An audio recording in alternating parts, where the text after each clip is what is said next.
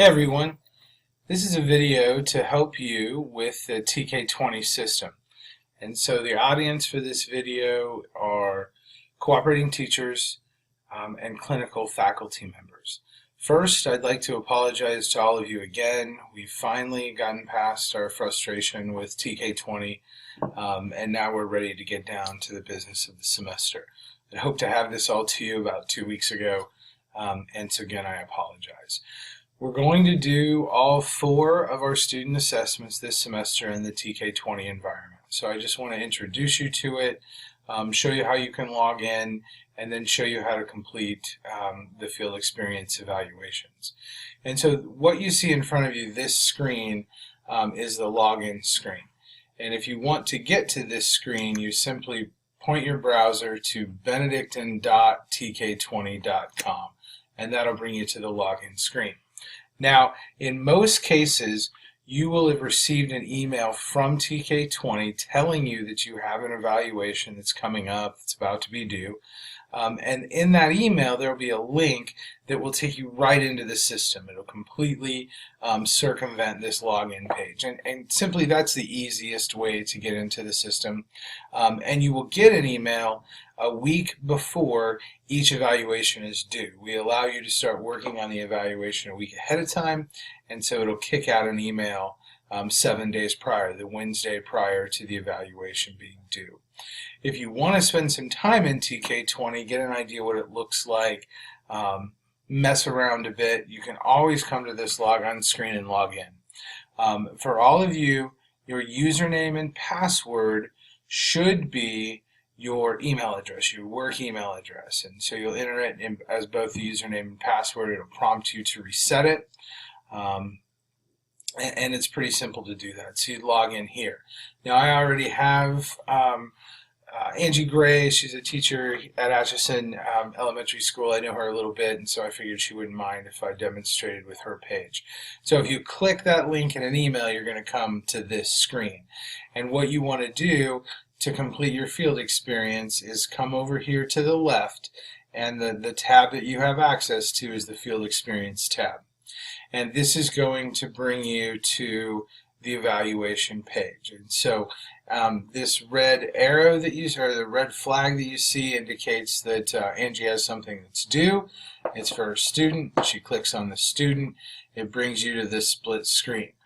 On the left-hand side of the screen is all the information about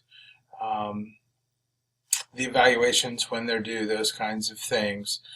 You can also look at the student self-evaluation tab. The students are supposed to do their own evaluation associated with this, and so you can look at the information that they've provided. And you really won't use the left hand of the screen very much. So what I like to do is actually kind of scoot it over, so this side is what I'm taking a look at. Again, the red flag shows you that this is the evaluation that needs to be complete. You look over here, it says it's due the 5th. I'd like to push that to the 7th because of our frustration, so if you could have those due at that time, that would be great. You're also going to see the clinical supervisor, if you're a cooperating teacher, and the faculty, the Benedictine faculty's evaluations. And so you can look at those as you work on yours. And so you click this blue link, and it's being a little slow, but it should. Here's our evaluation. And so you're going to enter grade level, content area, what your role is. You're a cooperating teacher, the school that you teach in. And then you just have buttons to push, and at the end of each section, a place for comments. And so really it's very simple to fill out. One thing that I would ask that you avoid, really please don't mislist anything in A. If you have a student that isn't, you really can't judge that yet, developing is probably what you should click, right? They have an awareness of the outcome, they're just not there yet, or haven't had the opportunity to demonstrate that a lot, click developing. Please don't use the NA. That really makes a mess of our data. And so you're going to go through. Again, as I said, after each section you have a place to type in comments. Please give us comments. Those are important. You'll move through all of the sections, making comments after each one, until you're down at the bottom. And you'll give us an overall evaluation of where they are right now. At the beginning especially, we expect people to be in the developing and effective range. As they move forward in the semester, moving over to highly effective in some areas, but maybe not everything. These are student teachers, not master teachers. You also have some places to list strengths and areas of improvement. You'll enter the date that you have discuss the evaluation with your cooperating teacher, click the checkbox. That's your electronic signature.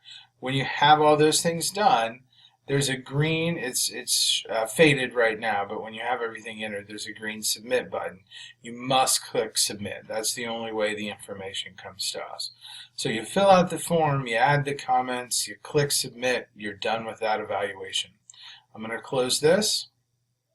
It gets us back to our main page of the student. I'm going to go back in because I want to look at these evaluations again. And so you'll finish this one, you'll submit it a week before the other ones are due. They'll open up and you'll have them there.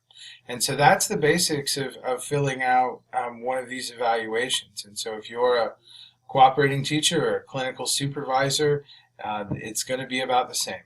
And so I think that's pretty straightforward. I think you'll find the system fairly easy to use. I will say, if for whatever reason you don't receive an email and you want to start working on one of these, use the login screen. If you forget a password, you need that resent, shoot me an email. I will totally take care of that. But that's really the basics. And so if you have questions, email me, call me. I will be happy to work through any issues that you're having in the TK20 system.